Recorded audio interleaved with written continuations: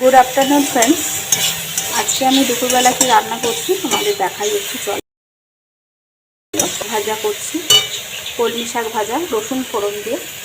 এখানে ভাত করে রেখেছি প্রেসারে, আর একটা সবজি ঝোল করেছি সব রকম সবজি দিয়ে।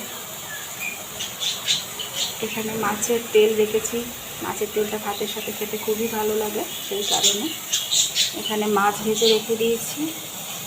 মাছের বাটনা করে রেখেছি, মাছের ঝালটা করব। আর ছেলের জন্য এক পিস মাছ ভেজে রেখে দিয়েছি। ও মাছ ভাজা দিয়ে ভাত খেতে ভালোবাসে। এখন গরম পড়েছে, সেই কারণে এখন ঝোলটা আমাদের প্রতিদিনই গরমকালে হয়, সেই কারণে করে রেখেছি। তো এই হচ্ছে আজকে আমাদের রান্না। এখানে এখনও দেখো সব পড়ে রয়েছে, কিছু করতে পারিনি। গোছ গাছ করতে পারছি না, কারণ ছেলের পরীক্ষা এসে গেছে, খুব পড়ার প্রেশার পড়ে গেছে। আর ওদের স্কুল, সেই কারণে পড়াটা আমাকে দেখতেই হয়। যতই আমি টিচার দিই, আমাকে পড়াটা দেখে দিতেই হয়।